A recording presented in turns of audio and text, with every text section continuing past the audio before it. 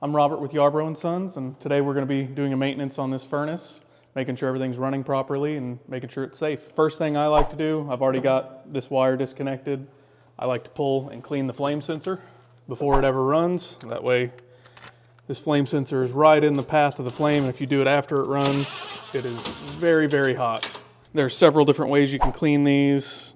Dollar bill, emery cloth. You just want to stay away from like sand cloth because it can actually damage the flame sensor itself. But you just take it off, clean any carbon buildup off of there. That way it's able to actually sense that flame and send a signal back to the circuit board telling you that your gas valve has actually sent gas through it and it's ignited. Before we plug that back in, I'm going to hook it up to my voltmeter here, and we're going to check it and make sure it's good when we start running. A voltmeter, it's a diagnostic tool for techs to determine a myriad of issues. So it can do anything from tell you if you've got incoming voltage into your unit or tell you what component is bad on the system. While we're doing that, we are also going to check gas pressure on the system. If it's under firing, the actual heat exchanger can get a lot of soot buildup in it, and then the furnace will stop working. And if it's overfiring, you're using too much gas and then unnecessary wear on the heat exchanger itself. Then that can eventually cause a stress crack. You don't need to unscrew these particular kind all the way, just a couple half turns. We'll zero it out before we start running. Now we're going to jump her out and bypass the thermostat. That way we don't have to wait for any delays, and I can control everything from right here.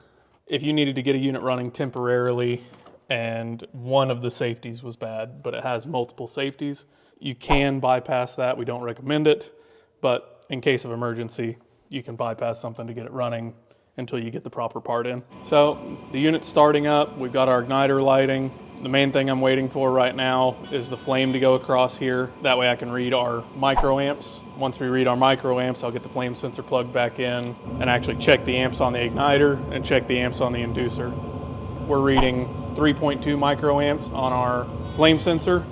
They're rated anywhere from 0.5 to 10. Most of the time, they just need a decent cleaning and they're good to go.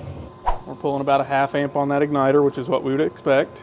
We're pulling 1.5 amps on our inducer motor, and this one here is actually rated for 1.6, so we're well within range there. Also check our blower motor while we're here. We're at 8.4 amps. That's a pretty typical range we see on these. It just depends on the unit and what that particular motor is rated for. Our gas pressure on this is 3.9, which is actually a little high. These are rated for 3.5, and that's something we would typically fix, and that's going to prevent undue wear and tear. And to do that, we would take a screwdriver, pop this little brass plug out, and then there's an adjustable set screw down in here. Let's adjust that out to lower that pressure, and it doesn't take very much. And we want that to get right around 3.5 inches water column, and that's just the amount of pressure going from your inlet side of your gas valve to your outlet side. This unit has been working great. Did everything we wanted it to do. And we would just shut everything down, tighten up everything we've loosened, and make sure it fires up again before we leave. So that's pretty well it for this unit. There's not much more to check other than the capacitor, which I did off camera. It's rated for 15 and it's reading 14.8. and it's 15 plus or minus 6%. That's pretty well all we check on these, aside from a carbon monoxide check that we'll have to walk around the building for. This is Robert with Yarbrough & Sons, and this is why we typically recommend a yearly maintenance on the furnace.